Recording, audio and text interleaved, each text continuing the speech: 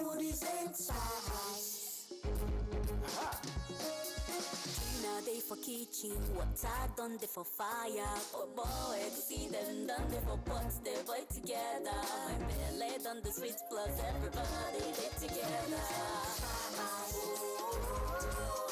Foodies and spice. Foodies and spice. Foodies and spice. Foodies and spice.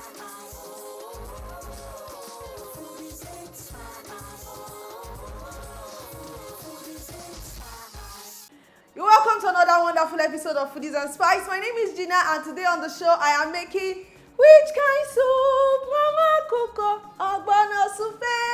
Yes, it's been long we made Ogbono soup, and we're making it today. Today that I'm shooting is actually my 9th wedding anniversary. So I'm thinking, okay, part of the food that we are going to be cooking today, apart from the fact that I have guests, I'm going to be serving my husband very good soup when I get back home. So that is why I have very wonderful ingredients here. But before I call them, go call your friends, family, and everybody. Foodies and Spice is about to start.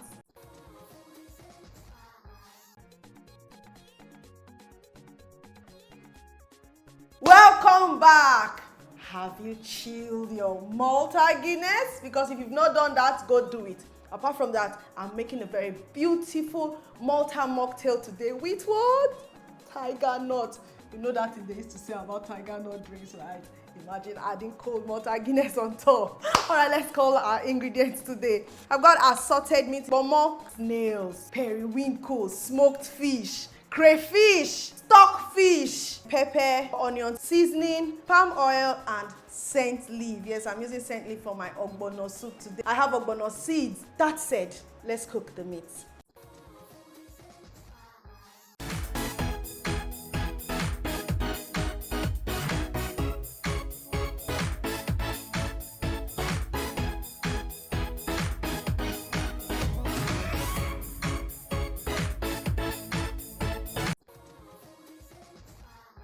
Are you rinsing Ogbono? Yes, so I think these days it's important to rinse Ogbono. Yeah, because it actually carries a lot of dirt from handling in the market. So just rinse it, put it in a tray or a rack, dry it under the sun. If you don't have sun in your areas, dry it in a food dehydrator. Yeah, just use a dehydrator to dehydrate it and it will dry up easily, okay? That said, let's cook the meat. The meat into the pot.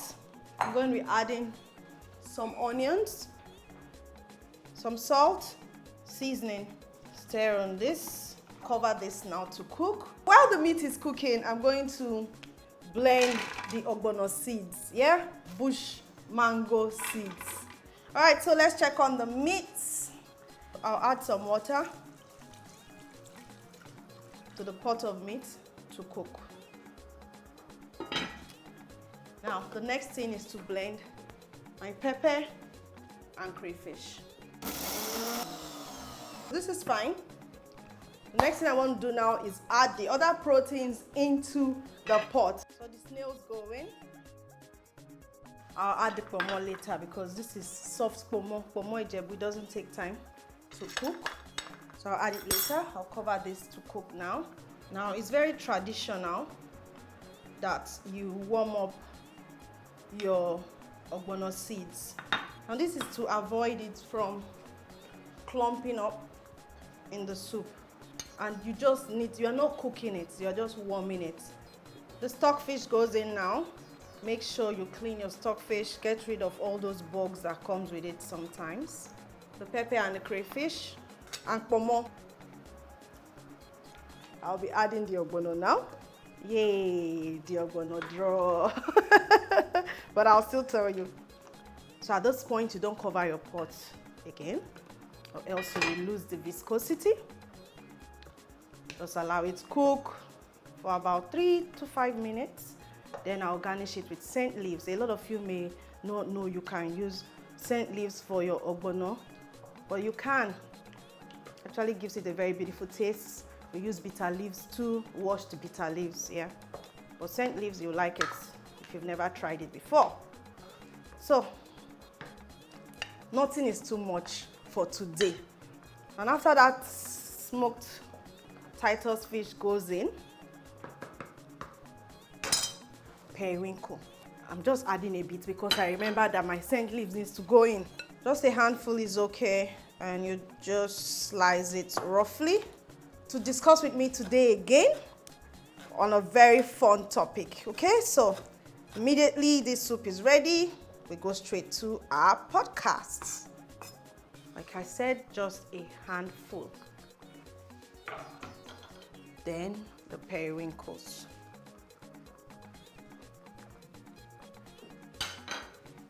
We're going to stay on that, and in just a minute this is ready.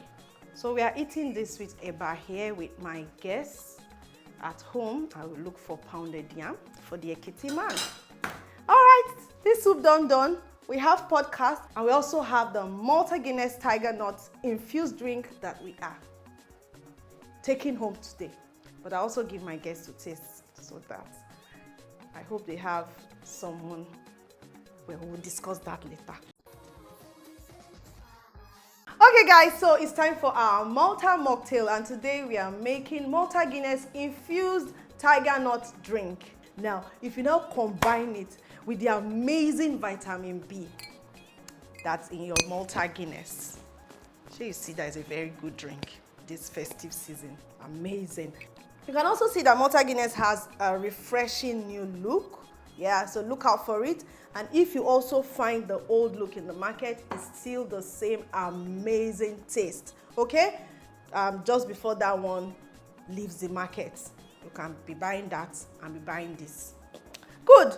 So for this recipe today, I've got tiger nuts, I've got dates just to act as a sweetener. And to blend this, I'm using very clean water because people will be drinking this. Please use clean water. Okay, so this is ready. All we want to do now is sieve it. You can sieve in a tight sieve, or you can use a mesh cloth or a cheesecloth. I've got cheesecloth today. Now, one thing about tiger nuts, when you work with it, you have to be very careful how you touch it, and you have to refrigerate like almost immediately. It can go bad easily. Okay, so I've got this. I still have more in that shaft, but we'll press it later. At least I've got one jug. Now, how do I infuse my tiger nuts with the Malta Guinness? You can do either of these two things. One, open a bottle or a can of Malta Guinness. You pour into your tiger nuts and enjoy. But if you now want to, add some swag to it, you take your Malta Guinness, you pour it into a mold, freeze the mold, and when it's time for you to serve, you pour this tiger nut milk into a glass cup. You take the Malta Guinness from your mold, put it inside that glass cup. You garnish with any garnishings you like. Today I have oregano. I'll be doing the swagged up one.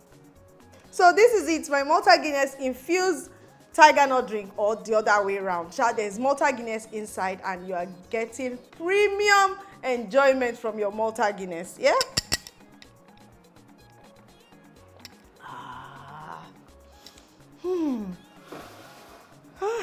This is so good. I'm waiting then they sit down and drink. Amazing.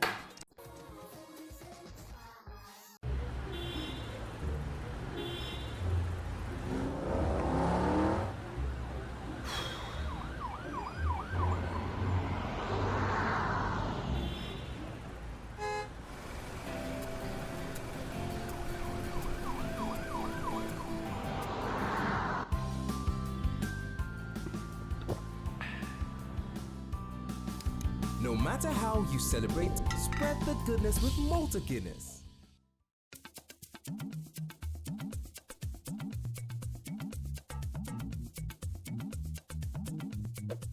You're welcome to the show. Thank you very much. Thank you for Tell us your having me. name. Hi, my name is Abby Ayua. Abiyuwa. My name is Mide Odofin. Yeah, so you're welcome to Banter and Bites and their foodies. Just before we eat our Ogbono soup today, we are discussing traditional recipes versus modern recipes? Which is it for you? For me, I think it's a mix of both, like the balance. So there are times where I want to, or I crave native delicacies or native recipes, and then there are other times, more often than not, I actually crave traditional recipes. But then there are other times where, okay, I want to go over veggies, I want to have pasta with cheese and all of that stuff. So yeah, basically it's more like a balance for me. Balance, okay. Yeah. What about you, Mide? Modern recipe, except for when it comes to So there's just that favorite one. Don't touch it. Absolutely. But modern recipes for me, I think I'm more of someone that loves to explore, had new things, like enjoy variety, let's try it a different way. It's usually fun, you get to explore. Like in new times, if people did not explore, we probably won't have different recipes. Exactly. So. Yeah.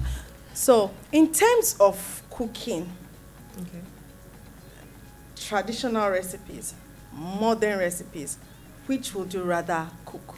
And put it that way.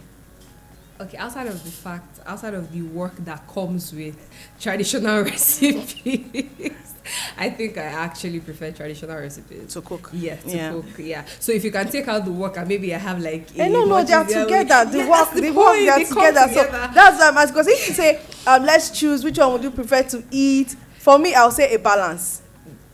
I'll eat anything. So, but let's take it through, or let's look at it through the eyes of cooking or making it now. Which would you prefer? I will still go for traditional because for someone who probably may not necessarily always have the time to cook, but then when I want to cook something, I know I've been craving it for a while, and I've just been imagining I want to give it my best. I'm like, I'm going to make this, I'm going to go to the market, so I will put everything, put my all. Okay. And then when I say it, I'm like, yeah. Okay, so I have one more question for you. Okay. Can you just take us, what's your favorite traditional recipe that you can make? Weirdly, I like eforio and pounded yam. I said weirdly because of the fact that I'm from Edo State, so I'm like, I like eforio. Okay. I like, especially when you have the crayfish and then you have the iro and then you just have the pounded yam and then it's just balance, and I realize that life is good. Okay. Yeah. So we are coming back to that. Okay. Yeah, because you're going to cook pounded yam and eforiro right now. Let's go to Mide. Mide. Before I even answer, Yeah. she's always making fun of me that I'm a foodie. But looking at her now and how passionately she spoke about food, It's different. And she's got chubby cheeks like me, so the food is showing here. I mean, what can I say? Yeah. So for me though, modern all day. Yeah. I love to cook, but I don't like to spend a lot of time in the kitchen. So modern method has taught us that things can be done faster, can be done easier. So please. Okay. So we'll also hold that. Now we are back here.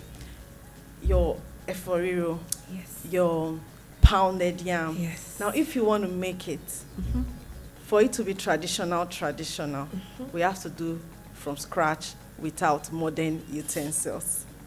Okay. Modern cooking gadgets. Yeah. Yeah, so are you okay with pounding your pounded yam with a mortar? Like I said, outside the work. But if I normally, so I grew up in a home where every Sunday, my dad is a Benin man. Yeah. He eats pounded yam every Sunday. So I know how to pound. I may not necessarily enjoy it, but as long as I crave it, best believe I'll put in the work. To work, okay. Yeah. That's So- cool. Because these days we have modern gadgets that can just do the Yeah. pounding for you. So it's really not going to take as much sweat Yeah. like when you have to be Pound. honest, when we're young, we actually sweat into the food. Oh, yeah. Yes, it's part of the... It It's added part, flavor. exactly. It's part of the And flavor then of they that say food. if you don't blend Exactly. it with your hand. Blend it with your hand. So, But funny enough, so sorry to cut you short. Yeah. Funny enough, I remember there's this one time that I went to the village right? So this is my grandmother. And till this very moment, I remember this particular stew that they had made. And the pepper was, they had used the Grinding stone. That grinding stone to make it. Till today, I will never forget that taste. I've always tried to replicate something like that, but it has never been close to That is like 100% true. That when you use grinding stone to grind whatever you are grinding, it just tastes better than the modern gadgets. So it's probably, for me, maybe when you are grinding the stone kind of, the friction adds some stony things inside of it that adds to the taste. I don't know, but trust me, you are not wrong at all. You know what I think? Sorry for I think it's a psychological thing actually. Yeah. So you know how you just feel like, oh, I've put in so much sweat, and then growing up we had this, not a brainwashed mindset, but they know that, the harder you work, and then there's some sort of greater fulfillment when you're eating, like, oh, after I did this thing. So I just think it's a psychological thing. So I blended it, and then we grew up. My mom would always say, when you blend the pepper, it tastes nice. So I would have want to believe the whole psychological thing story. I might be wrong, but as someone who cook like all the time, I use like all the methods. Now, something that I might think, especially when it comes to grinding with stone, probably because we do not add so much water to it. When you are blending with blender, you add some water to make it move. But when you are grinding with stone, you don't do the whole water stuff, maybe just a bit of sprinkle. So another thing I would like to ask is the presentation. Traditional recipes, modern recipes, in terms of presentation. I think for me, I would go, it depends on the food though, but I would go traditional. For the presentation. Are you sure? I would go traditional. I mean, in modern days, all you need to add your oregano, add all those aesthetics. That's for the modern. But then for traditional, there is. So my mom used to say something in our language that the eyes eats before the mouth actually tastes. And I mean, when you see it, that's why you salivate when you scroll and be like, I want to eat seafood or okra. Why don't you try pasta? Do you crave pasta out of the blues? People crave pasta out of the blues. Yeah. So, but the thing is, I would have said completely yes to it. But for me, I think it depends on the recipe. There are some recipes that they will bring to you. It looks like a bowl. All those things they used to put in 3 junction, those black, but that's how it's served. The look in any way does not represent what it will taste like, but because of the way it looks, some people would not want to go to it. True. So I believe it depends on the recipe. Some modern recipe, gastronomical, Michelin 5-star. Have you seen some chefs on Instagram serve amala and ewedu, and they have those sad things? It looks really nice, but I just feel like it irks me. It's nice to look at, like in art. Exactly. But when I want to eat my there are some dishes like that. Like I did a plating last week on the show, and it was just a cooked prawn or fried prawn sitting on a bed. Should I call it a bed now? Sitting on orange sauce, and it was really, really, really pretty. Especially when you just bring out those colors. There's a yellow, orange sauce. There's an orange-looking prawn on top. Then I just did just a small steamed. Well, should I call it steamed? Yeah, maybe a steamed cherry tomatoes by the side with a little green there. It's looking like, no, we shouldn't even touch this thing. We shouldn't eat it. We should just turn it into a frame and frame it. Yeah, so they look beautiful, modern ones. People actually put in a lot of work into it. But the traditional ones, sometimes that's how you just want to see it. You want to sit down nkwobi in that nkwobi pot, looking like nkwobi. Nobody wants to see nkwobi rolling on one plate. That's why I align with you when you say it depends on the food. Yeah. So I think that way, yes, you're absolutely right. Yeah. So, thank you for your views and opinion on this. Let's throw it to you guys. We really want to hear what you think. Modern recipes, traditional recipes, which do you prefer in terms of cooking it, in terms of plating it, and in terms of using the utensils or gadgets? Yeah, traditional utensils or gadgets. Would you go for pounding it or using a food processor to make the pounded yam? Would you go for grinding stone or using a blender to blend your tomatoes? So want to hear your opinion. Thank you so much for joining us today again, and thank you for coming. Mide and Abie, you are Abies. Thank you you are Abies. Yeah. Thank you so much. So see you same time, same station next week. But just before we go, our Malta Guinness has a new look. And you know, there used to be an old look. Now we have changed to new look. So you can migrate from traditional to See what you did there. same great taste. Nothing changed. See you guys. Bye.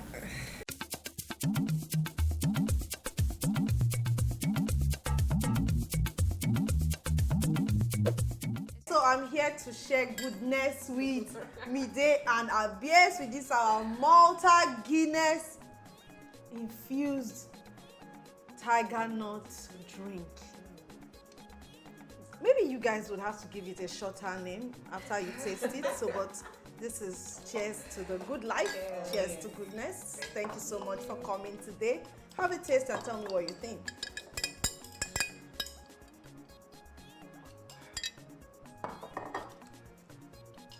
What do you think? He was worth the wait. Yeah, this is nice. And like I said, this festive season, you really don't have to be serving your friends and family just malt in a can or just Malta Guinness in a can. You can make amazing mocktails to just make them feel very special. You can imagine when you just do this Tigernut, you add some, like I said, I have to repeat, forget all those things I said the first time about Tigernut. Anybody can drink this and it's really lovely. Or what do you think? It left me speechless. I actually do like it a lot. It feels like something you can just drink and go and sleep. You can relax with. It would really taste nice, like frozen. You know, it would have that ice cream, and then you make it inside, like I'd make it into like an ice cream. Yeah, this can actually sorbet, work if you want to do a sorbet. Yeah. It will come out really nice. And it looks like it's filling. It is. I can feel it already. Like it's filling. Oh yeah, let's eat eba and Ogbono soup because it will pair really, really well. I'm telling you, this is the actual business of the day. What we've been waiting for since. Have you done your first taste? I just want you guys to taste first before I taste. I'm digging in already. Yeah. Oh So you let us know exactly. You really know how to swallow.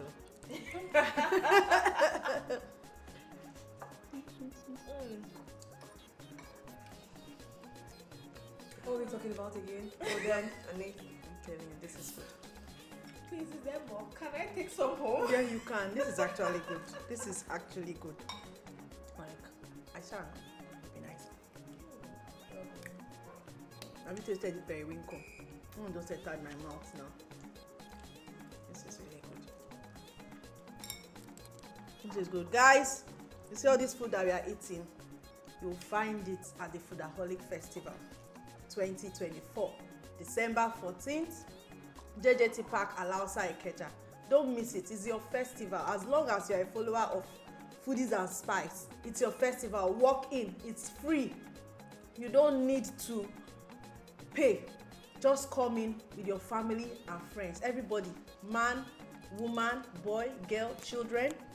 There's something for everybody. There's a lot of food sampling, drink sampling. In short, Malta Guinness will be there giving free drinks and free mocktails. So don't miss out. Show up, okay? You can find more on Foodaholic Festival. If you want more details, you can find it on my Facebook, YouTube, Instagram, and TikTok. And I'll wait first. Ah. Thank you so much, Abies and Mide, for coming today. Thank you. Guys, don't forget to stock up on your Malta Guinness this season because there's a lot you can do with it. Lots of mocktails, lots of recipes I'll be showing you. I love you so much, but before they go, we have gifts from Malta Guinness for them. From Malta Guinness, this is for you. Try out your own Tigernut mocktail recipe. We also have a box for you. Wow.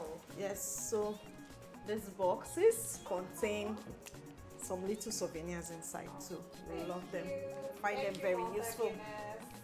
Thank you so much. Thank you, Geena. Thank you, Malta Guinness. Thank you, Malta Guinness. Thank you all so much for watching this week again. I'd like to see you same time, same station next week. And I want to see you at the Foodaholic Festival, all right? Please, even if you're not in Lagos, that you can come, take a flight and come. We love you. Bye-bye. Bye.